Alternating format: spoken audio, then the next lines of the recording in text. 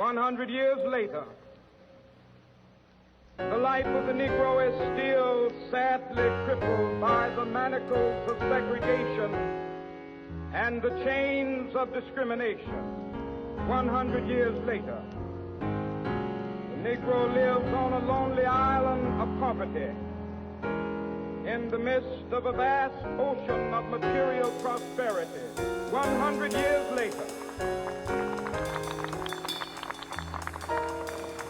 the Negro is still languished in the corners of American society and finds himself in exile in his own land.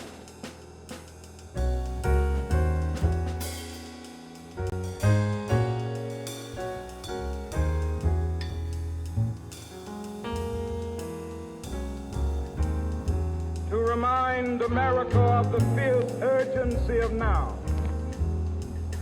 This is no time to engage in the luxury of cooling off or to take the tranquilizing drug of gradualism.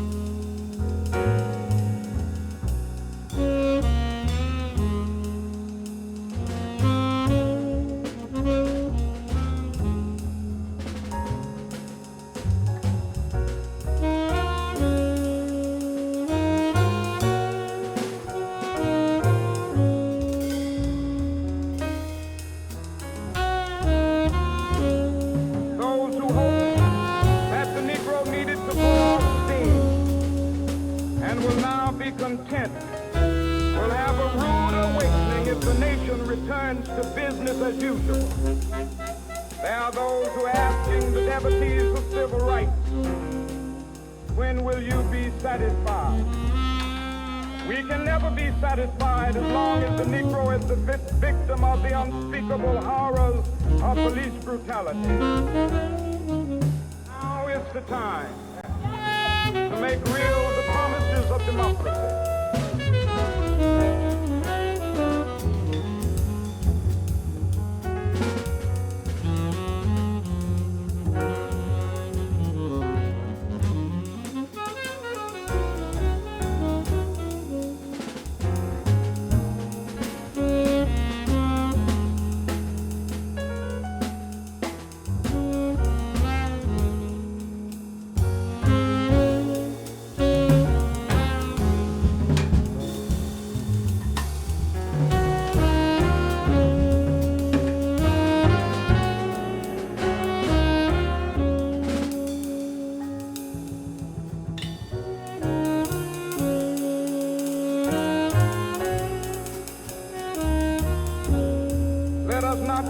Satisfy our thirst for freedom by drinking from the cup of bitterness and hatred.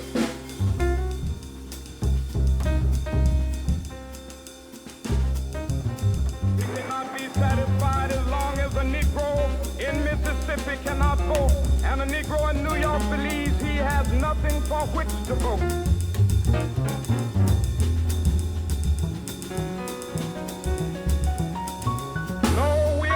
Satisfied, and we will not be satisfied until justice rolls down like water and righteousness like a mighty stream.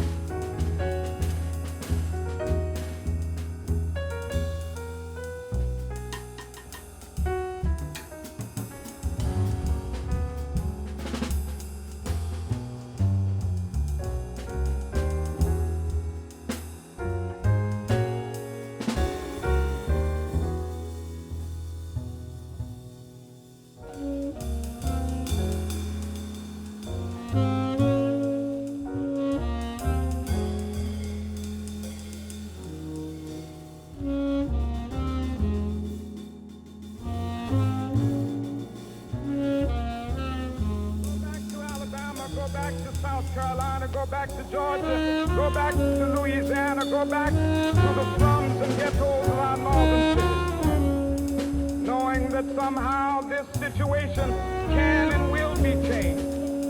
Let us not wallow in the valley of despair.